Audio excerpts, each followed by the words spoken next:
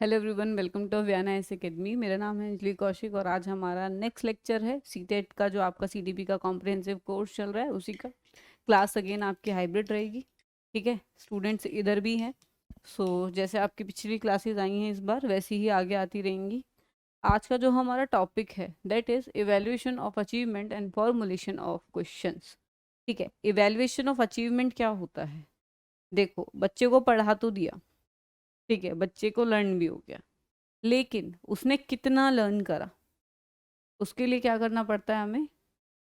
उसकी अचीवमेंट्स का इवेल्युएशन करना पड़ता है। अब इवेल्युएशन जब हम करते हैं तो किस तरीके से करते हैं? क्वेश्चंस बना के, टेस्ट के थ्रू, कुछ हम उसे fill in the blanks, essay type, MCQ, कुछ भी देंगे, ठीक है। अप्रोप्रिएट क्वेश्चंस को हम फॉर्म करते हैं और उसके हिसाब से हम क्या करते हैं, बेसिकली बच्चे की जो इवेल्युएशन मतलब जो अचीवमेंट है उसको क्या करते हैं, इवेल्युएट करते हैं। To know the level of achievement learner attain during the learning process, ठीक है। लर्निंग प्रोसेस की थ्रू आउट द टाइम बच्चे ने कितनी चीज़ें सीखी हैं, बच्चे कितना चीज़ें समझा है, उसकी क्या अचीवमेंट लेवल है, उसको हम मेजर करने के लिए क्या करेंगे, क्वेश्चंस को फॉर्मुलेट करेंगे, ठीक है। Then proper evaluation with the right type of question should be done, ठीक है। क्वेश्चंस जो है वो सही होने चाहिए, ठीक है। राइट टाइप ऑफ क्वेश्चन होंगे तभी आपकी जो इवेल्युएशन है वो प्रॉपर होगी। अगर हमने साइंस का पढ़ा के और सोशल साइंस के क्वेश्चंस लिखे हुए हैं टेस्ट में, तो is it a good way to elevate? No. So right questions are needed. Similarly अगर कोई बच्चा फर्स्ट क्लास का है, फर्स्ट क्लास के बच्चे के पास कंस्ट्रक्टिव थॉट नहीं होते, ठीक है, उस लेवल के थॉट नहीं होते जो आपका बेसिकली एब्स्ट्रैक्ट थॉट नहीं होंगे कि फ्रीडम क्या होती है, या उसके पास अपने व्यूज़ नहीं होंगे, ठीक है। हम उस बच्चे को अगर एक एस्से टाइप दे दें, वो भी proper philosophical essay, is it the right thing? नहीं। उस बच्चे की अपनी एक लेवल है, उस बच्चे का अपना एक अचीवमेंट है। उसने चाहे 1 to 10 सीखा है, चाहे उसने थोड़ी बहुत वर्ड बनाने सीखे हैं, वो उसका लेवल है। उसको उसी के लेवल के जब क्वेश्चन दिए जाएंगे तभी वो उसकी जो अचीवमेंट है उसका सही आप क्या कर रहे हो, इवेल्युएशन कर रहे हो। Otherwise it is not appropriate, ठीक है। तो दैट्स वाई आपको एक राइट टाइप ऑफ जो क्वेश्चन है वो चाहिए होते हैं किसी की भी अचीवमेंट को इवेल्युएट करने के लिए। अब achievement of the learner, academic achievement of a learner is knowledge, understanding, skills, learning and attitudes, ठीक है। जो एकेडमिक आपकी अचीवमेंट्स होती हैं उसमें हम किस किस चीज़ को कंसीडर करते हैं? नॉलेज को, स्किल्स को, लर्निंग को, अंडरस्टैंडिंग को और एटीट्यूड्स को, ठीक है। इन सब को हम उस पर कंसीडर करते हैं। देन एकेडमिक अचीवमेंट जो होती है लर्नर की, वो ये भी बताएगा बेसिकली कि आपका करिकुलम कितना इफेक्टिव है बच्चे को चीज़ें सिखाने में, ठीक है। सिमिलरली इफेक्टिव कब होता है? जब बच्चा ज़्यादा सीखता है तो हम उसे क्या बोलते हैं, इफेक्टिव। इफेक्टिव डजंट मीन कि स्ट्रिक्ट है, रिजिड है, बहुत ज़्यादा नॉलेज प्रोवाइड करता है, नहीं। इट्स अबाउट कि बच्चा कितना सीख रहा है उसके थ्रू। If I am teaching a small amount of knowledge but I am teaching it so well that the children is able to grasp it, it means my teaching is effective. And if I am teaching 1000 of word लेकिन बच्चा एक word उसमें से सीख रहा है, then the teaching is not effective, ठीक है। इसमें आपका इफेक्टिव बेसिकली आपका ये भी पता चलेगा कि करिकुलम कितना इफेक्टिव है। टीचर की टीचिंग की जो स्किल्स हैं, जो टीचर की स्किल्स हैं बेसिकली, वो कितनी ज़्यादा इफेक्टिव है एक स्टूडेंट के लिए। टीचर की एबिलिटी पता चलेगी इसके थ्रू कि टीचर कितना अच्छा टीचर है, कितना बुरा टीचर है। अपार्ट फ्रॉम इट क्या पता चलेगा कि बच्चे की क्या कैपेबिलिटीज़ हैं, बच्चा कितना सक्षम है इन चीज़ों को याद करने में, ठीक है। आपके करिकुलम कितना सक्षम है बच्चों को समझाने में, देन आपका टीचर कितना सक्षम है बच्चों को पढ़ाने में, ठीक है। देन आपका बच्चा खुद कितना सक्षम है, quality of student, quality of teacher and quality of curriculum, everything will be decided by this, ठीक है। अगर कोई बच्चा फेल हो रहा है तो बच्चे का फेलियर नहीं है वो, अनटिल एंड अनलेस अब बच्चे जो बच्चा है आपका एवरेज है, वो किसका फेलियर है? टीचर का फेलियर है, ठीक है, कि टीचर उसे समझा नहीं पा रहा। एक एवरेज बच्चा है वो समझेगा ही अगर उसे सही से समझाया जाएगा तो, ठीक है। आप अगर टीच कर रहे हो और आप 10 बच्चों को समझा पा रहे हो, शायद वो 10 भी घर से ट्यूशन लगा रहे हैं, लेकिन बाकी के बच्चे नहीं समझ रहे हैं, तो वो एक टीचर के उस पे बैकफुट है। टीचर की बेसिकली क्या है वहाँ पे, हम गलती बोलेंगे ना कि स्टूडेंट की, क्योंकि 90 के 90 बच्चे गलत नहीं हो सकते 100 में से। 10 बच्चों को जो आता है उनका भी शायद घर पे ट्यूशन होगा। और आजकल टीचर ऐसा करती है कि ये समझ नहीं आ रहा, इसका घर पे ट्यूशन लगवा दो। क्यों लगवा दे भाई ट्यूशन, आप पढ़ाओ। आप यहाँ ले रहे हो ना फीस, थोड़ा एक्स्ट्रा ही सही, यू शुड डू एफर्ट। अगर आपके पढ़ाने से बच्चे को नहीं आ रहा तो वो आपके उस पर बैकफुट है, क्योंकि बच्चा तो एवरेज है। बच्चे में कोई ऐसी इनकेपेबिलिटी नहीं है, कोई बायोलॉजिकल डिफॉर्मिटी नहीं है कि बच्चे का दिमाग ना चलता हो। बच्चे को सजेशन देना कि आप ट्यूशन लगा लो घर पे, क्यों भाई, आप यहाँ पेमेंट ले रहे हो, आप पढ़ाओ। तो ये आपका उसके अंडर आता है। सो टीचर और लर्नर की कैपेबिलिटीज को बताएगा। अब अचीवमेंट जो है वो अफेक्ट कैसे हो सकती है, can be bio social. Bio social क्या होगा, अपब्रिंगिंग कैसी है। अगर कोई गांव का बच्चा है तो उसकी अचीवमेंट एक शहर के बच्चे से शायद कम होगी कुछ हद तक। कोई ट्राइबल एरिया का है तो वो बायो सोशल में आपका आ गया, इन्वायरमेंटल में प्रॉपर आ गया। देन अगर उसको बायोलॉजिकली ही कोई डिफेक्ट है तो अफेक्ट होगी, लर्निंग होगी ही होगी। ठीक है, तो ये तो आपका जेनेटिक इनटू हेरिडिटी का पार्ट आ गया, सॉरी जेनेटिक इनटू एनवायरनमेंट या हेरिडिटी इनटू एनवायरनमेंट वाला पार्ट आ गया।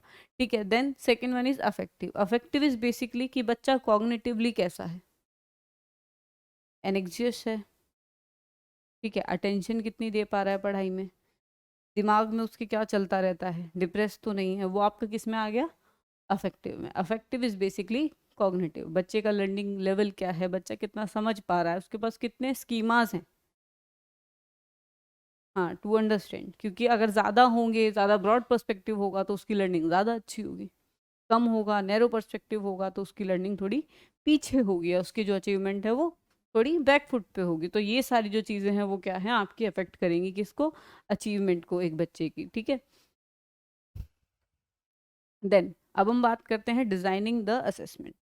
तो जहाँ हम बात करते हैं असेसमेंट को डिज़ाइन करने के लिए, वहाँ पे हमारे पास एक टर्म आती है, दैट इज स्टैंडर्डाइजेशन। ठीक है, स्टैंडर्डाइजेशन क्यों किया जाता है टेस्ट का, कोई बताएगा क्यों करते हैं हम स्टैंडर्डाइजेशन टेस्ट का, why do we do standardization. Test का standardization, I am not talking about student का स्टैंडर्डाइजेशन, टेस्ट का स्टैंडर्डाइजेशन। जहाँ हम बात करते हैं टेस्ट के स्टैंडर्डाइजेशन की, तो देखो, अब मैंने एक टेस्ट बना दिया, कोई उसको अलग तरीके से स्कोर कर रहा है, कोई उसे अलग तरीके से कंडक्ट कर रहा है, तीसरा पर्सन अलग तरीके से कंडक्ट कर रहा है, तो क्या वो अचीवमेंट एसेस करने में ठीक रहेगा, नहीं रहेगा। तभी जब हम कोई टेस्ट बनाते हैं, कोई भी एग्जाम देते हैं, उसके आगे लिखा होता है ना कि this question carry 2 marks, this question carry 1 marks.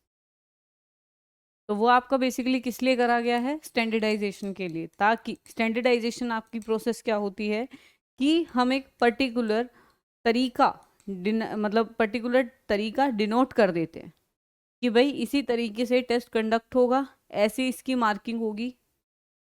ठीक है, चाहे कोई भी करे। इससे क्या है कि जो आपका टेस्ट है वो स्टैंडर्डाइज्ड हो जाता है। स्टैंडर्डाइज्ड मीन्स यूनिफॉर्म हो जाता है। If I am conducting it, it will provide you the same result, and if you are conducting it, it will provide the same result. तो इसलिए जो टेस्ट हैं उनका क्या होता है, स्टैंडर्डाइजेशन होता है, ताकि उन्हें कोई भी अगर प्रोवाइड करता है या कोई भी उनसे उनके थ्रू कुछ असेस करता है तो उनका जो रिजल्ट है वो क्या है, सेम है। स्पेसिफिकली जो आपके साइकोलॉजिकल टेस्ट होते हैं उनका जो स्टैंडर्डाइजेशन होता है, इट इज़ लाइक दिस, जो आईक्यू से रिलेटेड होते हैं। ठीक है, इंटेलिजेंस क्वेश्चन जो आपका होता है उससे जो रिलेटेड आपके टेस्ट वगैरह होते हैं, या जो साइकोलॉजिकल एटीट्यूड या एप्टीट्यूड से रिलेटेड होते हैं, उन टेस्ट का एक प्रॉपर आपका होता है स्टैंडर्डाइजेशन। किस तरीके से मार्किंग होगी, इतने मिनट में कंडक्शन होगा। ठीक है, सिमिलरली जैसे कोई पेपर है अभी आपका, आपके पेपर में 3 आवर्स लिखे हुए हैं। अब किसी बच्चे को 3 आवर्स से ज़्यादा दे दो, किसी को कम दे दो, तो ये स्टैंडर्डाइज वे नहीं हुआ ना टेस्ट कंडक्ट करने का। टेस्ट के रिजल्ट पे तो दिक्कत आएगी। एक को आपने 3 घंटे में दिया है, दूसरे को बोला है कि बेटा घर से लिख के लाना। अब वो गाइड से लिखे, वो नेट से लिखे, वो कहीं से भी लिख के ला सकता है। ठीक है, तो स्टैंडर्डाइजेशन इसलिए इंपॉर्टेंट है। सब बच्चे एक जगह बैठेंगे, एक तरीके से रिजल्ट देंगे, मतलब सॉरी एक तरीके से आप, it's a kind of rule, norms. Norms जो हम बना देते हैं टेस्ट की, वो आपका उसमें आता है। क्लियर हो गया?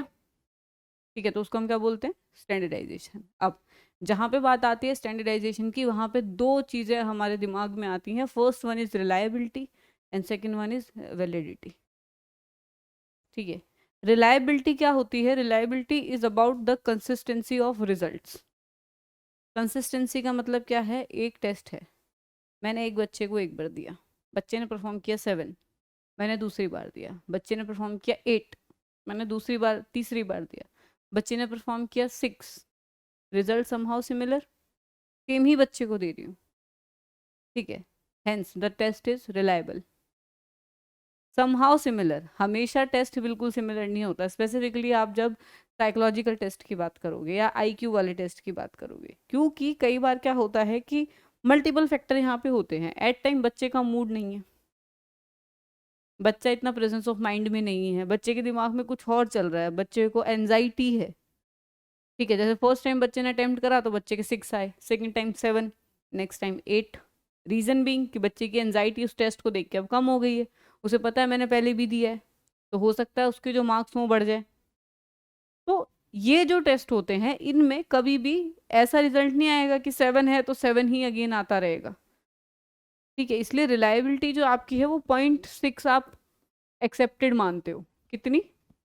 0.6। अगर 1 आ गई एग्जैक्ट, तो 1 आने का मतलब क्या हो गया कि अगर 7 है तो हर बार वो 7 ही दे रहा है। ठीक है, तो इसका मतलब क्या हो गया कि इतना परफेक्ट है टेस्ट, वो पॉसिबल ही नहीं है। तो इसलिए रिलायबिलिटी जो आपकी है 0.6 प्लस, इससे ऊपर जो भी होती है वो आपकी एक्सेप्टेड होती है। ठीक है, 1-2 पॉइंट ऊपर नीचे +-2 का हम लेके चलेंगे। +-2 मैंने बताया था लास्ट करंट अफेयर क्लास में कैसे देखते हैं, तो वो हम आपका एक डिफरेंस लेकर चलते हैं। क्लियर हुआ? रिलायबिलिटी क्या होती है? Consistency of results. अगर हम एक बच्चे को 2 बार दे रहे हैं, 4 बार दे रहे हैं, 5 बार दे रहे हैं, लेकिन रिजल्ट जो है वो सेम आने चाहिए। अगर एक बार टेस्ट दिया, बच्चे ने 9 स्कोर कर दिए, 9 आउट ऑफ 10, एक बार और उसे टेस्ट देती हूँ, बच्चे ने 2 स्कोर किया, इज इट रिलायबल? नहीं है रिलायबल। ठीक है, क्योंकि कंसिस्टेंसी ऑफ रिजल्ट उधर नहीं है, फिर वो जो रिजल्ट था हो सकता है तुक्का हो। ठीक है, तो that comes under the reliability. Reliability clear हुई? अब measure whether the test give consistent result at its outcome. There are 2 types of, वो बताएंगे अभी आगे। ठीक है, टाइप्स अभी हम आगे डिस्कस करेंगे। देन हम बात करते हैं वैलिडिटी की। पहले समझ लेते हैं चीज़ है क्या। ठीक है, वैलिडिटी अगेन 0.6 प्लस एक्सेप्टेड। ठीक है, 6 से अगर ऊपर होती है 0.6 से तो आपकी एक्सेप्टेड है। देन वैलिडिटी क्या होती है? अब मैंने टेस्ट लेना है साइंस का, मैंने उसमें क्वेश्चन डाल दिए सोशल साइंस के, वैलिड है? That is validity. Validity means कि टेस्ट जितना कह रहा है कि मैं इसे मेजर कर रहा हूँ, जो कह रहा है उसे मेजर करता है या नहीं करता है। अब ऊपर उस पर लिखा हुआ है साइंस का टेस्ट, लेकिन मेजर किसको कर रहा है वो? सोशल साइंस को। तो वैलिड है? नहीं है। अब इसी रीजन से एक टेस्ट जो है वो रिलायबल हो सकता है और वो वैलिड नहीं हो सकता। अब सोशल वाला जो मैंने जैसे बताया कि साइंस ऊपर लिखा हुआ है लेकिन सोशल है अंदर, साइंस ऊपर लिखा हुआ है, अंदर क्या है? सोशल के क्वेश्चन हमने रखे हुए हैं। अब वो टेस्ट रिलायबल तो है, क्योंकि आप उसे 4 बार अगर टेस्ट कर रहे हो तो वो कंसिस्टेंट रिजल्ट दे रहा है। रिलायबल है लेकिन वैलिड है? अगर कोई टेस्ट वैलिड है तो वो रिलायबल होगा ही होगा। अगर वैलिड है तो रिलायबल होगा ही होगा, लेकिन अगर रिलायबल है तो ज़रूरी नहीं कि वैलिड हो। ये चीज़ इन दोनों में फ़र्क है। ठीक है, अगर रिलायबल होगा तो वैलिड होना ज़रूरी नहीं है। सिमिलरली अगर वैलिड है तो रिलायबल आपका होगा ही होगा। ठीक है, क्लियर हुआ? वैलिडिटी किसे बोलते हैं? ठीक है, extent to which a test measure what it claims to measure. जो बता रहा है वो उसी को मेजर कर रहा है। measure whether the extent to which the test claims to measure is achieved. There are 2 types of external validity. Clear हुआ वैलिडिटी और इसका कितनी एक्सेप्टेड है, ये क्लियर हुआ? चलो अब हम बात करते हैं टाइप्स ऑफ वैलिडिटी की। ठीक है, अब पहली है content related and second one will be criterion related. Criterion related आपकी कौन सी हो जाएगी, जो औरों से रिलेट करके देखेंगे, मतलब बाकी के टेस्ट से, ठीक है, वैलिडिटी। और कंटेंट रिलेटेड कौन सी होगी, जो अपने कंटेंट में ही हम देखेंगे, मतलब टेस्ट के ही कंटेंट में। हाँ, जैसे पहला हो गया फेस वैलिडिटी, जो मैंने बताया ना कि ऊपर साइंस का लिखा हुआ है, अंदर किसका था, सोशल साइंस का था। तो ये टेस्ट फेस वैलिडिटी पे क्या हो गया आपका, 0, क्योंकि इसने क्या बोला कि मैं क्या मेजर कर रहा हूँ, ऑन फेस ये क्या दिखा रहा है, और ये मेजर क्या कर रहा है, तो वैलिडिटी क्या होगी इसकी, face validity 0। Then construct validity, does the test relate to underlying theoretical concepts, ठीक है। अंडरलाइंग थ्योरेटिकल कॉन्सेप्ट्स मतलब कंस्ट्रक्ट क्या है इसका, कंस्ट्रक्ट क्या होते हैं, what are construct, attitude construct है। कंस्ट्रक्ट में अगेन दो होती हैं, एक होती है कन्वर्जेंट, एक होती है डाइवर्जेंट, ठीक है। कंस्ट्रक्ट में दो होते हैं। कंस्ट्रक्ट हम किसी भी एक चीज को बोलते हैं विच इज देयर, जैसे कोई एटीट्यूड हो गया, ठीक है। अब ये आपका कोई भी एटीट्यूड हो गया, जैसे सपोज हम बोल दें कि एक्सट्रोवर्जन एक काइंड ऑफ क्या है, पर्सनैलिटी टाइप है, ठीक है। अब एक्सट्रोवर्ट जो पर्सन है, ठीक है, उसका नेचर कैसा होगा, आउटगोइंग, ठीक है, खुश खुश रहेगा, बाहर घूमता रहेगा, घर में नहीं टिक के बैठेगा, एक्सप्लोरिंग होगा। सिमिलरली अगर हम बोल दें कि एक जो इंट्रोवर्ट है, उसका नेचर क्या होगा, सेंसिटिव होगा, अपने आप में ही रहेगा, घर में बैठेगा, ठीक है। अब मैंने एक टेस्ट कंडक्ट करा जो समहाउ रिलेट करता है कि घर में वो इंसान कितना रहता है, ठीक है। अब दो कंस्ट्रक्ट है हमारे पास, एक एक्स्ट्रावर्जन हो गया, एक आपका इंट्रोवर्जन हो गया। जो घर वाला है, घर वाला कौन सा है हमारा, एक्स्ट्रावर्जन, सॉरी इंट्रोवर्जन। तो जो आपका कन्वर्जेंट होगा वो आपका कौन सा होगा, इंट्रोवर्जन कंस्ट्रक्ट। मतलब ये जो टेस्ट है वो आपका इंट्रोवर्जन पे क्या स्कोर करेगा, हाई, या ओवर थिंकिंग पे क्या स्कोर करेगा, हाई, या कामनेस पे, ठीक है, क्या स्कोर करेगा, हाई। सिमिलरली अगर हम बात करें एक्स्ट्रावर्जन और ये सब से रिलेटेड ट्रेट्स, तो इन पे क्या स्कोर करेगा, लो, ठीक है। तो कंस्ट्रक्ट भी आपके दो तरीके की वैलिडिटी होती है, one is convergent, the second one is divergent. Convergent is about जो सेम ही एरिया में है, जैसे एक इंट्रोवर्जन मैंने बोल दिया, अब इंट्रोवर्जन में मल्टीपल आपकी ट्रेट्स हैं जो आपकी इंटर रिलेटेड ही मिलेंगी। चाय मिलेगा, घर में रहेगा, ज़्यादा आउटगोइंग नहीं होगा, रिजर्व्ड होगा, चुप रहने वाला इंसान होगा, सेंसिटिव होगा, ओवर थिंकर होगा, क्रिएटिव होगा। अब ये सारी चीज़ें कहाँ चली गई, इंट्रोवर्जन में चली गई। तो ये जो पांचों छह कंस्ट्रक्ट हैं, ये कौन से कंस्ट्रक्ट हैं आपके, कन्वर्जेंट, क्योंकि ये आपके साथ ही साथ चलेंगे।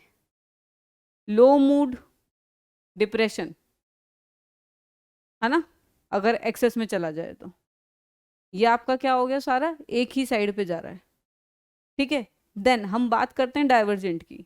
अब इसी का डाइवर्जेंट कंस्ट्रक्ट कौन सा हो जाएगा, बाहर घूमना, खुश खुश रहना, लोगों से मिलना, ये आपका किस में चला गया, एक्सट्रोवर्जन में चला गया। एक्सट्रोवर्जन में कितने सारे कंस्ट्रक्ट हैं, वो आपस में क्या है, कन्वर्जेंट है, लेकिन इसके लिए वो क्या है, डाइवर्जेंट है। बेसिकली डाइवर्जेंट में हम ओपोजिट कंस्ट्रक्ट को देखेंगे, जैसे इंट्रोवर्जन एंड एक्सट्रोवर्जन, और इसमें हम सिर्फ इंट्रोवर्जन प्लस इंट्रोवर्जन को देखेंगे कि इंट्रोवर्जन के अंदर जो मल्टीपल चीज़ें हैं उनके हिसाब से हम क्या देखेंगे, वैलिडिटी को देखेंगे। क्लियर हुआ कि वैलिडिटी कैसे देखेंगे, बिल्कुल क्लियर, मैंने और ज़्यादा एक्सप्लेन कर दिया है, ठीक है। यही वाली वीडियो से ज़्यादा चल रही है यूट्यूब पे। अब हम बात करते हैं कनकरेंट वैलिडिटी की। Concurrent validity is about concurrent. अब मैंने एक टेस्ट बना दिया, अब पहली बात, कंटेंट रिलेटेड नहीं है, वो क्राइटेरियन रिलेटेड है। क्राइटेरियन रिलेटेड आपकी किस में आएगी? दूसरों से कंपेयर करके, with respect to other test. अब कंकरेंट कौन सी होगी? पहले से कुछ टेस्ट हैं सोशल साइंस के, उनसे कितना रिलेट कर रहा है मेरा टेस्ट, तो that will come under the concurrent, कि उन पे जितना बच्चा स्कोर कर रहा है मेरे पे उतना स्कोर कर रहा है नहीं कर रहा है। ये जो देखो टीचर्स हैं, अब हम पढ़ाते हैं तो हम ये दिखाते हैं कि अरे PYQs में ये था, हमारे टेस्ट में भी ये था। ठीक है, अब जब मैंने अभी क्या कहते हैं अपने टेस्ट से कराया और मैंने बोल दिया कि PYQ में भी आया था, मतलब जिस बच्चे ने क्या कहते हैं इसमें इतना स्कोर किया है, उसने दोनों में सिमिलर स्कोर किया है मेरे टेस्ट में, तो दैट इज व्हाट? कनकरेंट। क्योंकि एक टेस्ट जो पहले हो चुका है उसके साथ हम क्या कर रहे हैं? स्कोर्स को कंपेयर कर रहे हैं, so that will come under concurrent. Then अगर मैं ये बोलूँ कि मेरे टेस्ट पे किसी ने जो 90 स्कोर, मतलब मेरे टेस्ट पे अगर किसी ने 100 स्कोर कर लिया तो वो CTET में 120 स्कोर करेगा। इफ आई से दिस, तो it is about predictive validity. मैं अपने टेस्ट की क्या बता रही हूँ? प्रिडिक्टिव, कि मैं आने वाली परफॉर्मेंस को कितना प्रिडिक्ट कर सकती हूँ। मैंने कोई क्लास में टेस्ट दिया, मैंने कहा अगर मैथ में इसमें आपने 15 भी लिया है ना, तो आप बोर्ड में तो 75 लेके आओगे, इतना टफ टेस्ट है। तो ये मैंने क्या बोला? प्रिडिक्टिव वैलिडिटी बताई। अब अगर प्रिडिक्टिव वैलिडिटी अच्छी है तो जिसने मेरे टेस्ट में 120 स्कोर किया, मतलब 90 स्कोर कर लिया है, और उसने CTET में 120 स्कोर कर लिया है, इट मीन्स कि मेरे टेस्ट की प्रिडिक्टिव वैलिडिटी जो है वो क्या है? हाई है, कि मेरा टेस्ट जो कहता है वो कर देगा।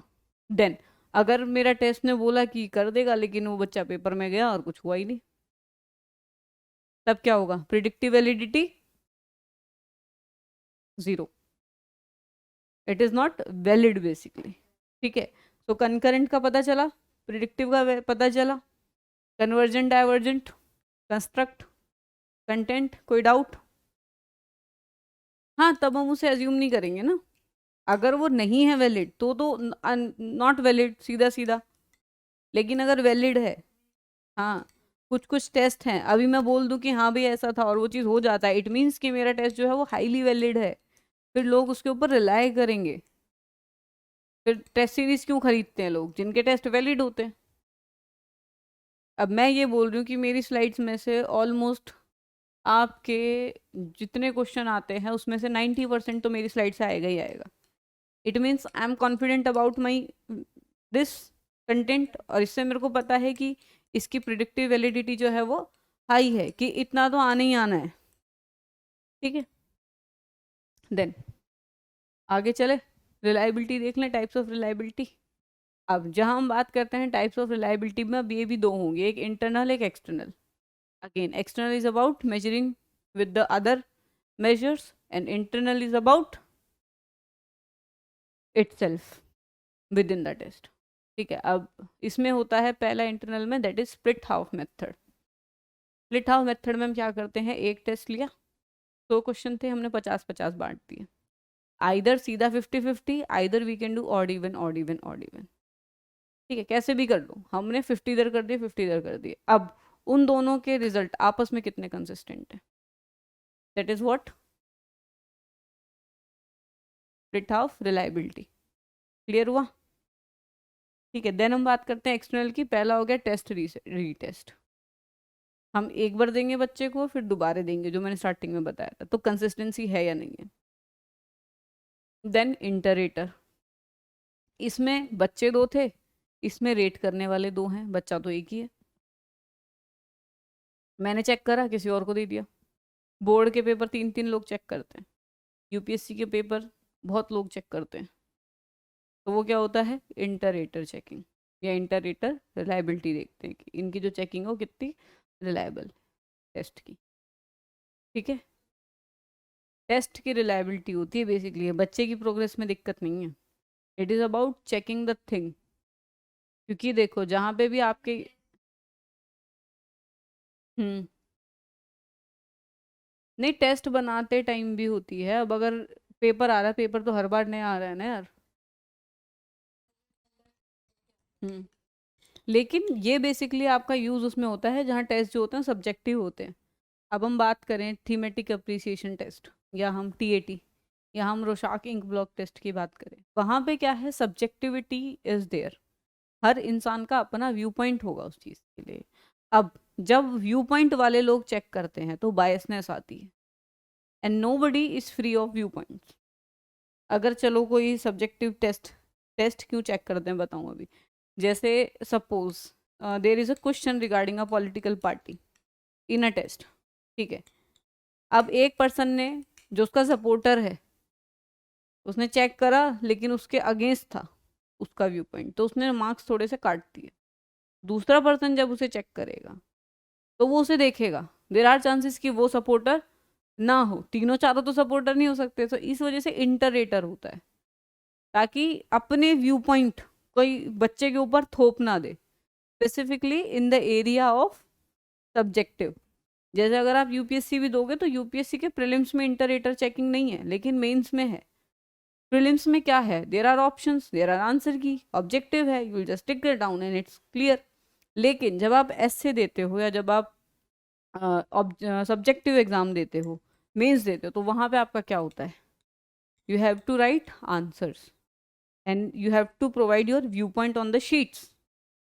तो इस वजह से वहाँ इंटरेटर नेसेसरी हो जाता है, सो दैट एक बच्चा बैक फुट पे ना रहे, जस्ट बिकॉज जो उसको पढ़ाने वाला है या जो चेक करने वाला है, पढ़ाने वाला सॉरी, उसके अलग व्यू पॉइंट है। क्लियर हो गया, why do we use this kind of reliability.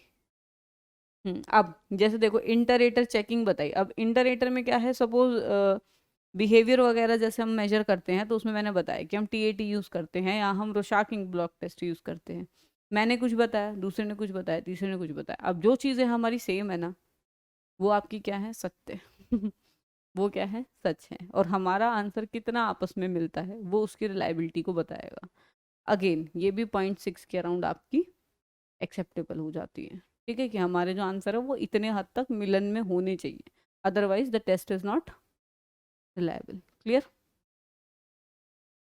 तो नॉर्म रेफरेंस और क्राइटेरियन रेफरेंस, तो जैसा कि हमारा नॉर्म रेफरेंस जो आपका असेसमेंट था ना, सेम अप्लाइड टू दिस, ठीक है। नॉर्म रेफरेंस में आपका क्या होगा, लोगों के रिलेट करके, ठीक है, लोगों से रिलेट करके, बेसिकली परसेंटाइल की यहाँ हम बात करेंगे, और इसमें हम किसकी बात करेंगे, आपकी परसेंटेज की, है ना। यहाँ हम किसकी बात कर रहे हैं, परसेंटेज की, यहाँ हम किसकी बात कर रहे हैं, परसेंटाइल रैंक की, कि बच्चा कहाँ पे स्टैंड करता है विद रिस्पेक्ट टू अदर्स, ठीक है। तो वो आपका किस में आता है, नॉर्म रेफरेंस्ड टेस्ट में। जहाँ कट ऑफ आती है वो टेस्ट आपके कौन से होते हैं, नॉर्म रेफरेंस, और जहाँ एक क्राइटेरिया दिया होता है वो आपके किस में आते हैं, क्राइटेरियन रेफरेंस। सीटेट क्या है, क्राइटेरियन रेफरेंस्ड, और नॉर्म रेफरेंस्ड ये डी ट्रिपल एस भी क्या है, नॉर्म रेफरेंस, ठीक है। Compare a test taker ability and performance to other people taking the same test. बाकी के जो सेम लोग हैं जो सेम टेस्ट को ले रहे हैं, कर रहे हैं, उनके थ्रू, उनके साथ हम बेसिकली कंपेयर करते हैं, ठीक है। As compare to the other student, कितना आता है उसे as compare to the other student, हमें अपर वाली क्रीमी लेयर चाहिए, तो हम उस हिसाब से अपने कट ऑफ डिसाइड कर लेते हैं। जैसे मैंने बताया कि नेट में क्या है, अपर 6% है, ठीक है, तो वो आपका किसका आता है, नॉर्म रेफरेंस्ड में। देन स्टैंडर्डाइज फॉर्मेट, अब ये स्टैंडर्डाइज फॉर्मेट पे ही चलेगा। इट इज़ नॉट पॉसिबल कि इसको किसी बार आप 6 ले रहे हो, किसी बार आप 10 ले रहे हो, किसी बार आप 8 ले रहे हो। एक स्टैंडर्डाइज फॉर्मेट चलेगा कि 6% है तो 6 ही आगे तक चलेगा। Then scores are reported in percentile rank, ठीक है। अब अगर किसी का नेट अगर क्लियर है ना, तो it means the person is better than the 94% of the people in that subject, that's why the person is eligible to become a professor. वो अपर 6% में रिलाई करता है regarding the knowledge of subject. Then criterion reference की बात करें, again आपका क्या है, एक सेटल्ड बेंचमार्क है, उसके रिगार्डिंग हम देखते हैं। जैसे 33% हमने इधर बोल दिया आने चाहिए तो आने चाहिए, या सी टेट में 90%, 90 मार्क्स बोल दिया आने हैं तो आने हैं, ये आपका क्या है, बेंचमार्क है। इससे 2 नंबर नीचे रहे नहीं होगा, ठीक है। क्लियर हुआ। How much a student test taker known before and it's after the instruction finished. अब इसमें हम क्या देखते हैं कि इंस्ट्रक्शन के पहले और इंस्ट्रक्शन के बाद कितना आता था, ठीक है, यहाँ पे हम किसके रिगार्डिंग देख रहे थे, दूसरों के रिगार्डिंग, कि दूसरों के रिगार्डिंग कितना आता है किसमें, नॉर्म रेफरेंस में। लेकिन इसमें हम क्या देखेंगे कि बच्चे को इंस्ट्रक्शन से पहले और इंस्ट्रक्शन के बाद कितना आता है, दूसरे समय मतलब नहीं, इट्स अबाउट द परसेंटेज। ठीक है, then need not to be administered in a standardize format, इसको इतना स्टैंडर्डाइज होने की जरूरत भी नहीं है। देन अगेन स्कोर्स इसमें किस में आते हैं, परसेंटेज में। परसेंटेज का क्या है कि वो आपकी इंडिविजुअल बताएगा, ना कि औरों से रिलेट करके। क्लियर हुआ? चलो, अब ये याद है, normal probability curve, NPC, it's about the percentile. तो जितने भी नॉर्म रेफरेंस्ड आपके क्राइटेरिया होते हैं वो आपके किस पे चलते हैं, नॉर्म रेफरेंस जो टेस्ट होते हैं वो किस पे बनते हैं आपके, एनपीसी पे based. If I am telling कि नेट में सिर्फ 6% का सिलेक्शन होता है, that means they are choosing only this percent of the people out of the people जिन्होंने पेपर दिया है।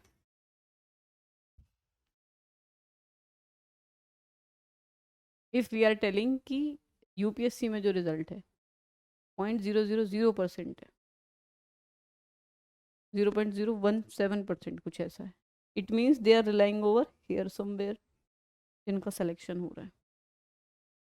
तो this is what basically percentile says. ठीक है, ये आपका बीच का होता है। ठीक है, 34% इधर है, 34 इधर, 13 इधर, 13 इधर, 32 इधर। ठीक है, अभी टोटल इधर का मिलाओगे प्लस करके तो आपका 50, इधर का मिलाओगे तो 50, तो 50% इधर है, 50% आपका इधर है। जो पर्सन यहाँ होगा उसका परसेंटाइल क्या होगा, 50।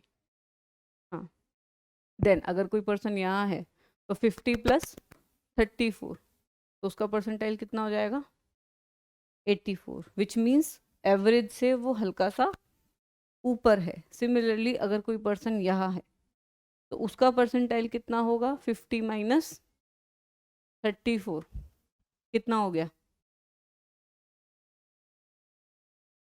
कितना हुआ, 16, 16 पॉइंट समथिंग। ठीक है, तो इट मीन्स कि उसका कितना है, 16 है, which means he is a bit below than the average people. ठीक है, वो लोअर लेवल पे है, बिट बिलो नहीं, वो लोअर पे है बिल्कुल एवरेज में। देन ये वाला जो आपका एरिया है 13%, ये कौन है आपके बिलो द एवरेज, और ये कौन है जो extreme below the average, which are basically what, extreme cases, जो आपके 0.1% आपके बच गए, ये कौन हो गए, एक्सट्रीम केसेस। और नॉर्मल आपकी जो जनता है, जो भी आपकी पॉपुलेशन है, वो इसी कैरेक्टरिस्टिक्स को फॉलो करती है। Similarly speaking about this area, तो इसमें भी ये 84% यहाँ पे आपके कौन है, जो एवरेज से थोड़े से अपर हैंड पे हैं। एवरेज आपका ये है। ठीक है, देन अगर हम इस वाले एरिए पे जाएं, ये आपके कौन हो गए, इंटेलिजेंट। ठीक है, नॉर्मल वाले इंटेलिजेंट लोग। ठीक है, देन अगर हम इस पे गए तो ये आपके कौन हो गए, हाईली इंटेलिजेंट, हाईली, इसको हम बोल देंगे हाईली। ये आपका क्या हो जाएगा, एक्सट्रीम केसेस, जो बेसिकली आपके गिफ्टेड हैं, कि इन बच्चों को कुछ भी पढ़ा लो उन्हें सब आता होगा। जैसा आपको अगर नेट का रिजल्ट बताया था मैंने कि इतने लोग सेलेक्ट होते हैं, अब इतने लोग इस पॉपुलेशन के रिगार्डिंग से लगा के देखो, ऐसा वैसा आपका हर एक कॉम्पिटेटिव एग्जाम में होता है। It is the basic criteria of competitive exam which says कि देखो इतने मार्क्स तो सब ले आएगा। ठीक है, सपोज आपका 200 मार्क्स का अगर पेपर है, कोई भी कॉम्पिटेटिव एग्जाम हो, ये चीज़ तो दिमाग में बांध के चलो कि सपोज आपका 100 मार्क्स का पेपर है। ठीक है, और आपकी कट ऑफ हर साल कितनी जा रही है, 75 के अराउंड। तो भाई 60 तो हर किसी के आ रहे हैं, 60 तो हर किसी के आ रहे हैं, ये मान के चलो कि majority of the people are acquiring around 60। खेल किस में चल रहा है, अपर के 50% में। जो आपके 15% है, इसमें आपका बेसिकली क्या होता है, डिसाइड होता है कि पेपर सेलेक्ट होगा आपका या नहीं होगा। जो बॉर्डर लाइन है, ऊपर के 15% पे आप डिसाइड कर सकते हो, 60 तो हर कोई ही स्कोर कर रहा है। जैसे majority of people are scoring this much. ठीक है, अब कट ऑफ कितनी गई है, इतनी। बहुत से लोग 2 नंबर से रह गया, 4 नंबर से, भाई 2-4 नंबर से बहुतों का रहा है, तेरा अकेले का नहीं रहा। इट वो 2-4 जो नंबर है ना, उन्हीं 2-4 नंबरों का ही खेल है सारा। वहीं पे बच्चे अटकते हैं, वहीं पे किसी के पास अपर हैंड होता है। तो ये हर कॉम्पिटिटिव एग्जाम का है। If you have this you can crack this, ऐसे वाला चीज, ये चीज समझनी बहुत इंपॉर्टेंट है। कि 60%, बहुत से लोग कहते हैं ना, अरे 60 आ गए चलो पेपर में तो हो ही जाएंगे 75 तक, वहां बैठेंगे तो और ध्यान से देंगे, नहीं होगा भाई। तुम अगर 60 इधर लेके चल रहे हो ना, तुम्हारे टेस्ट में मिनिमम तुम्हें 75 अगर है ना, तुम 95 जब टारगेट करोगे तब तुम 75 ला सकते हो। क्योंकि 20 नंबर का इंसान वहां बैठ के हेजिटेट भी कर जाता है तब आप लोग क्या करते हो, 75 ला सकते हो, otherwise there is no chance. If you are scoring 50 it's better to back out. ऐसे वाला सीन होता है, पेपर ही मत दो। एक्सपीरियंस के लिए दे सकते हो but I would suggest paper ही मत दो, क्योंकि कुछ कुछ लोग ऐसे होते हैं, कुछ लोग लेते हैं इसे एक्सपीरियंस की तरह, कुछ लोग लेते हैं कि उनका खुद पे से यकीन उठ जाता है, that I can't do anything. Negative वाले जो लोग होते हैं ना, मेरे से कुछ होता ही नहीं है, वो वाले जो लोग होते हैं, उनके लिए चीज़ किस में चली जाती है आपकी, नेगेटिव में चली जाती है। तो उनको तो कभी भी टेस्ट नहीं देने चाहिए। इसीलिए मैं ऑलवेज बच्चों को सजेस्ट करती हूँ कि जब भी, मतलब तुम लोग भी ये चीज़ सुन लो, कि जब भी आप कोई भी पेपर दे रहे हो, टेस्ट अटेम्प्ट करते हो ना, पेपर से 1 हफ्ते पहले कोई टेस्ट अटेम्प्ट मत करो। पेपर से 1 हफ्ते पहले जितने टेस्ट लगाने हैं, सब लगा लो। उसके बाद रिवाइज करो।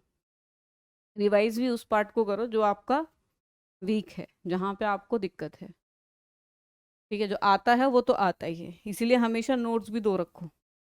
एक रनिंग नोट्स हमेशा होने चाहिए। जब मैं साइकोलॉजी का प्रिपेयर कर रही थी, गेट का और नेट का, मतलब मेरा तो फर्स्ट अटेम्प्ट में ही क्लियर है, ठीक है, तो उस टाइम पे यही डिफरेंस था। I still have that thing, जो क्योंकि आई यूज टू बी मतलब वीक इन फैक्ट्स, और आई वॉन्ट लाई, मैं आज भी हूँ, हर किसी की एक वीकनेस होती है। मैं जब बहुत ज़्यादा किसी फैक्ट को पढ़ लेती हूँ तभी वो फैक्ट मेरे को याद रहता है, एंड अगेन मेरे को उसके लिए फिर भी रिवीजन चाहिए होता है। तो उस टाइम पे जब मैं प्रिपरेशन प्रिपेयर कर रही थी साइकोलॉजी का, जब मेरा एक गेट और ये निकला था नेट, उस टाइम पे क्या था मेरा कि एक वो 18 पेज की है, 18 और 20 पेज के रनिंग नोट्स हैं, उसमें पूरी साइकोलॉजी है। आई नो द कॉन्सेप्ट, मैं वर्ड पढ़ती हूँ, मेरे दिमाग में कॉन्सेप्ट सेकंड में आ जाता है। उसमें पूरी साइकोलॉजी है। आई कैन बेट कि उससे चाइल्ड डेवलपमेंट पढ़ लो, उससे आप ह्यूमन डेवलपमेंट पढ़ लो नॉर्मल वाली, उससे आप सोशल साइकोलॉजी पढ़ लो, उससे आप कुछ भी पढ़ लो, आई कैन बेट कि उससे बाहर कुछ नहीं है। अगली स्लाइड पे चलते हैं हमारी, ठीक है। तो अब हम बात करेंगे टाइप ऑफ टेस्ट। टेस्ट जो है आपके वो कितने प्रकार के होते हैं, ठीक है। फर्स्ट वन विल बी ऐसे टाइप। अब ऐसे टाइप आपके कौन से होंगे, बेसिकली आपके कॉम्प्रिहेंशन या आपके सब्जेक्टिव जो होंगे, ठीक है, लॉन्ग आंसर, जिसमें आप अपने व्यू पॉइंट, आप क्या सोचते हो, क्या प्रॉज हैं, क्या कॉन्स हैं, उन सबको आप बेसिकली क्या कर सकते हो, मेंशन कर सकते हो। केस स्टडी इज डिफरेंट, ठीक है। Case study is totally different. Case study is about reading a person, it's not the test. Case study तो बेसिकली आपके जो साइकोलॉजिस्ट होते हैं उनके हाथ में, दीज आर नॉट टेस्ट, ये बेसिकली स्टडी है। ये रिसर्च में आ सकती है, मेथड ऑफ रिसर्च में डाटा कलेक्शन। हम्म। तो इट्स अबाउट कि जो अप्रोच है आपकी उसको देखते हैं कि आपने कितना समझा। It's about applying the knowledge, that's why we provide case studies, क्योंकि जब आप ऑन फील्ड आते हो then you work on the case studies, ठीक है। व्यू पॉइंट को उधर देखते हैं। अगेन वो सब्जेक्टिव में आ सकती है, ठीक है, काइंड ऑफ सब्जेक्टिव, हर किसी का अपना तरीका होगा उस केस को एनालाइज करने का, अगर उसमें कोई सब्जेक्टिव व्यू उसको मांगा गया है तो, ठीक है। Similarly case studies comes under the research, data collection का मेथड है रिसर्च, ठीक है। जैसे कोई अगर साइकोलॉजिस्ट है, उसको हम केस स्टडी पहले सिखाते हैं, हम एग्जाम में भी देते हैं, लेकिन एंड में वो कहाँ कंडक्ट करेगा उसे, अप्लाई करके। जब उसके पास कोई पेशेंट आएगा, क्लाइंट आएगा, तो वो उसकी केस स्टडी करेगा या मेंटल स्टेटस एग्जामिनेशन लेगा, तब वो चीज़ यूज़ होती है। Case studies majority of the time, अगर इंडिविजुअल केस स्टडी की बात करें, तो वो आपकी कहाँ यूज़ होती है, मेडिकल एरिया में। और ऑर्गेनाइजेशनल वगैरह वाली जो होती है वो आपके बिजनेस में यूज होती हैं। Again it's about applying the knowledge, आपको चीज़ें सिखा दी गई हैं, ठीक है। Then short answer type, one word या वन स्टेटमेंट, 2 मार्क्स का जो क्वेश्चन आता है। डायग्रामेटिक पूछ लेते हैं कि डाइजेस्टिव सिस्टम का डायग्राम बनाओ, ठीक है। देन ऑब्जेक्टिव, ऑब्जेक्टिव के टाइप हैं, ठीक है। ऑब्जेक्टिव के टाइप में आपका पहला होता है आपका एमसीक्यू, जिसमें आपके 4 आपके पास ऑप्शन होंगे, 4 होंगे 5 होंगे, डिपेंड्स, जो भी आपका चूज करना होता है वो आप चूज कर लेते हो। देन ऑल्टरनेटिव, ऑल्टरनेटिव क्या होगा, either yes, either no, either green, either white. ये आपका किस में आ गया, अल्टरनेटिव में, कि ये नहीं तो ये, है ना। ट्रू एंड फॉल्स किस में आ गया, ऑल्टरनेटिव में। Then matching, match the following, 2 column दे दिए हैं, उनमें लिस्ट दे दी है, मैच करो कौन सा किससे कनेक्टेड है। Clear,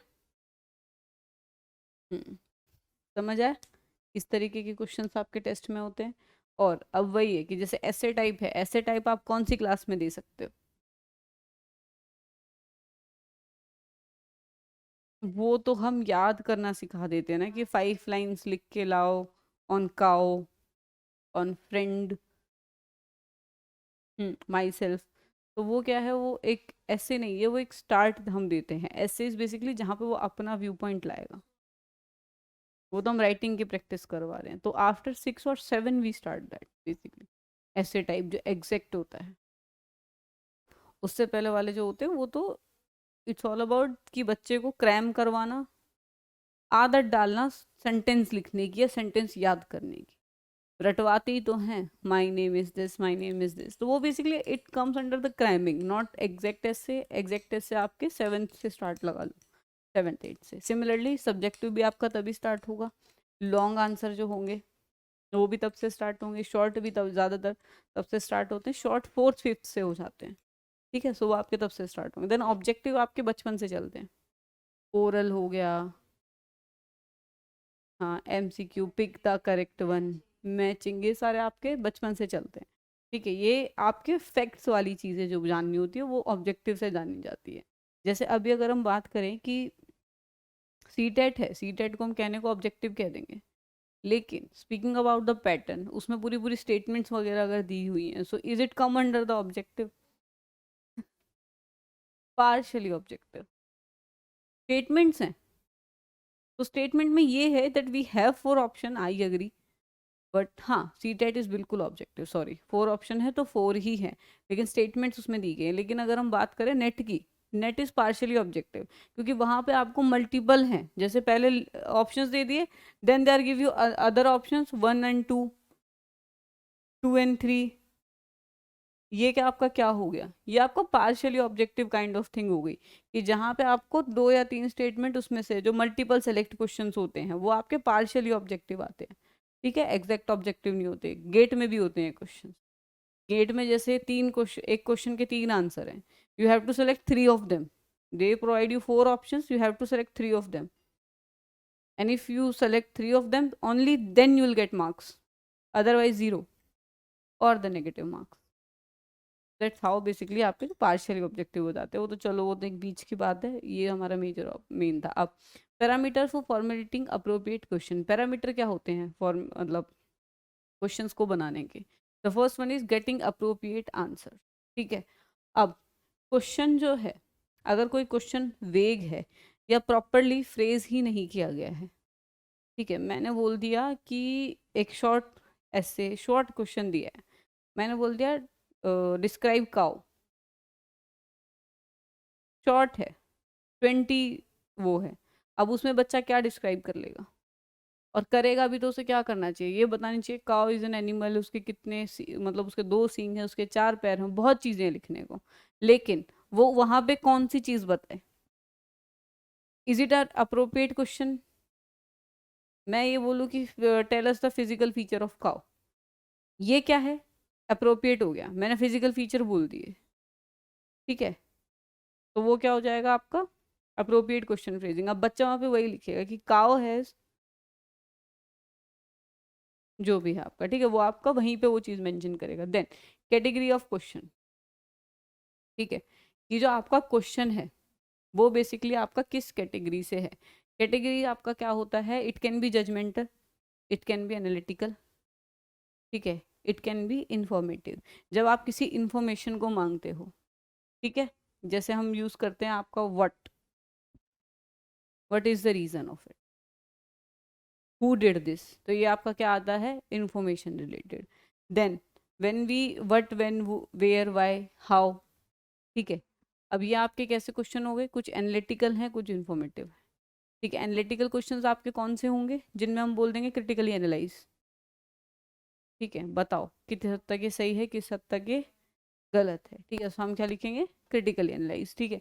then judgmental, is it right, is it wrong, तो वो आपका क्या आ जाएगा, जजमेंटल। तो आपका क्वेश्चन किस टाइप का है, you have to mention these things by the appropriate words, by, how, analyze, ठीक है, डिस्क्राइब। तो ये बेसिकली क्या है, ये वर्ड्स हैं जो आपके उसको क्या बनाएंगे, स्पेसिफिक बनाएंगे क्वेश्चन को। देन इंपॉर्टेंट एलिमेंट के ऊपर फोकस किया जाए, ठीक है। जैसे अब मैंने नॉर्मल चीज़ ये पूछ ली कि अगेन मैंने लिखना था, मेरे को चाहिए था काऊ का डाटा, एंड मैंने लिख दिया राइट अबाउट एनिमल्स। अब ये क्या हो गया, मैंने एनिमल में मेरे को तो काऊ चाहिए था लेकिन मैंने मेंशन ही नहीं करा। या मैं सब कुछ लिख दूं कि describe the animal who have, मतलब 2 horns, 4 legs, a big body, मैंने लिख दिया। अब मैंने यहाँ एक वर्ड यूज नहीं करा, दैट इज व्हाट, काउ, और जो आपका यहाँ पे क्या है आपका मेजर वर्ड है, मैंने वो वहाँ पे यूज नहीं करा है। बच्चा आंसर कर पाएगा नहीं। तो मेजर जो आपके वर्ड्स हैं, इंपॉर्टेंट एलिमेंट जो है क्वेश्चन के, उन पे फोकस करना इंपॉर्टेंट है, उनको वहाँ पे लिखना इंपॉर्टेंट है। क्लियर हुआ, ठीक है, आगे चले। 10 encouraging critical thinking in classroom, किस क्लासरूम में क्रिटिकल थिंकिंग को इनकरेज करेंगे कैसे, क्रिटिकल थिंकिंग क्या होती है, what is critical, the word critical, बताएगा कोई, व्हाट इज क्रिटिकल, क्रिटिक्स किसे कहते हैं, we know movie critics, we know sports critics, अरे लोग आजकल बहुत क्रिटिक्स बैठे हुए हैं ऑनलाइन, हम क्रिटिक्स क्रिटिक्स बोलते रहते हैं, we know, do we know what critics, critics का मतलब होता है जो सही को सही बोले, जो गलत को गलत बोले, अपने व्यू पॉइंट को उधर स्टैंड पे रखें, उसको हम क्या बोलते हैं, क्रिटिक्स, ठीक है। तभी वो ज़्यादा क्रिटिसाइज भी होते हैं ठीक है, और वही लोग ज़्यादा आपके सुर्खियों में भी बने रहते हैं, ठीक है। तो इसको हम क्या बोलते हैं, critical thinking is basically what, कि बच्चे के अपने व्यू पॉइंट क्या हैं किसी एक पॉइंट को लेकर, either they are positive either they are negative, ठीक है, वो कितने हद तक उसको समझ पा रहा है उस टॉपिक के प्रोज एंड कॉन्स को क्रिटिकली, ठीक है। ये नहीं है कि सिर्फ प्रोज प्रोज प्रोज बायस होके या सिर्फ एक्सप्लेन नहीं करना है, वी हैव टू टेल कि कहाँ पे गलत है कहाँ पे सही है, it's a kind of evaluating thing कि क्या गलत है क्या उसका सही है, so that comes under the critical thinking. वहाँ पे आप दोनों चीज़ों को साथ लेके चलते हो। तो assist in finding the solution, अब कैसे हम उस चीज़ को इनकरेज कर सकते हैं, the first thing is by assisting. अब जहाँ हम बात करते हैं क्रिटिकल थिंकिंग की, तो क्रिटिकल थिंकिंग हम कैसे बच्चों में बढ़ा सकते हैं, ये हमारा अभी क्वेश्चन है। The first one is assisting finding the solution, बच्चों को असिस्ट करो, बच्चों को सॉल्यूशन दो मत लिख के, क्रैमिंग मत कराओ। जैसे मैंने आपको बताया भी कि क्या होता है, जो बच्चे छोटे बच्चों का जो काओ कैसे होता है या माई सेल्फ का होता है, इट इज़ फॉर क्रैमिंग, ठीक है। तो वो क्या है, हम बच्चे को क्रैम करा रहे हैं, बाद में हम असिस्टिंग वाले लेवल पे आते हैं। अगर एक कॉलेज लेवल पे जाओगे तो टीचर सिर्फ बोल के चला जाता है इस पे ऐसे लिख लाना, असाइनमेंट देगा और चला जाएगा टीचर। 11th 12th के भी ऐसे ही होते हैं, ठीक है। तो बेसिकली ये क्या है, क्रिटिकल थिंकिंग को आप बढ़ावा दे रहे हो बच्चों की, ठीक है। बच्चों को असिस्ट करो सॉल्यूशन फाइंड करने में, सॉल्यूशन दो मत, स्पून फीडिंग मत करो, ले बेटा सॉल्यूशन क्रैम कर लिख दे। तभी तो मैं कह रही हूँ कि 99.9 या 99.9 मतलब 99.7% स्कोर करना है ह्यूमैनिटीज जैसे सब्जेक्ट में, it's somewhere we are discouraging the critical thinking. Humanities जैसे सब्जेक्ट में 99.7 99.9 बच्चों का स्कोर होना is not good as per the curriculum. It means they are getting spoon fed. और ऐसा क्या आंसर लिख दिया जो टीचर नंबर ही ना काट पाए? ऐसा क्या लिख दिया? ऐसा क्या सारे व्यू पॉइंट लिख दिए? ऐसा क्या पूरी गाइड छपी हुई थी? क्या था उसमें? It basically cramming the thing. वो चीज़ है कि घर से खा के गए और वहां जाके पेपर पे पूरा रख दिया। तो that's how the thing are. So education system का बहुत बड़ा ड्रॉबैक है अभी, that we are promoting the cramming. That's why अभी जो एंट्रेंस लगा है ना डीयू पे, वो इसी वजह से लगा है, क्योंकि people are running after the cut off. बच्चे रट्टे मार मार के जा रहे हैं क्योंकि कट ऑफ है, डीयू में एडमिशन भी चाहिए, दिल्ली यूनिवर्सिटी में मिलता नहीं हर किसी को, गेट पे नहीं खड़े होने देते बिना 90% के तो गेट से निकाल देते। तो वो आपका उसके अंडर आ जाता है। किसके अंडर? बेसिकली कि बच्चों में क्रिटिकल थिंकिंग बढ़े। इसीलिए अब उन्होंने एंट्रेंस दे दिया कि भाई पेपर ठीक है जो लिया है लेकिन एंट्रेंस से भी करो। ठीक है। Then brainstorming. ब्रेनस्टॉर्मिंग क्या? बच्चों को टॉपिक दो, बोलो सोचो, फाइंड न्यू न्यू आइडियाज, अलग अलग चीज़ें इसके बारे में सोचो, इसे अलग अलग पर्सपेक्टिव से देखो, सोशल से, इन्वायरमेंट से, इंटरेक्शनल से, तुम्हारे लिए कितना बेनिफिट है, इंडिविजुअल पे, पर्सनल पे, हर तरीके से इस चीज़ को क्या करो, देखो। Ideas, different different ideas. Brainstorming क्या होती है? डिफरेंट डिफरेंट आइडियाज का आना। ठीक है, एक चीज़ को लेके। Classify and categorise. ठीक है, अब चीज़ों को कैसे क्लासीफाई करना है, कैसे कैटेगराइज करना, वो भी आपका किस में आएगा? इसी के अंडर, क्रिटिकल थिंकिंग के अंडर। क्योंकि देखो क्लासीफाई एंड कैटेगराइज क्या होता है, हाउ अ पर्सन नोस कि ये एनिमल्स हैं और ये वो है, क्योंकि the person classified it, categorize it. ठीक है, दोनों चीजें उधर हुई हैं। Then compare and contrast. Compare कराओ, how the dog is different from the cat. अब इसमें क्या है, बच्चे ने डॉग के और कैट का बार बार पढ़ा और वो क्या कर रहा है, याद कर रहा है। सिमिलर से पता है कि ये दो इस वजह से डिफरेंट है, दोनों का एनालाइज कर रहा है। तो that's how the critical thinking is getting develop with in a children. ठीक है, बच्चा उस चीज़ से आगे वो चीज़ें सीख रहा है। तो इस तरीके से हम क्लासरूम सेटिंग में जो है क्रिटिकल थिंकिंग को बढ़ावा देते हैं। ठीक है, क्लियर हो गया? कोई डाउट है? किसी को कोई डाउट नहीं? कोई भी नहीं? ठीक है, तो चलो आज की क्लास यहीं पर एंड करेंगे। ठीक है, वीडियो को लाइक कर दें, चैनल को सब्सक्राइब कर दें। हम मिलते हैं आपसे अपनी नेक्स्ट वीडियो में एक नए लेक्चर के साथ। ठीक है, till than me Anjali Kaushik.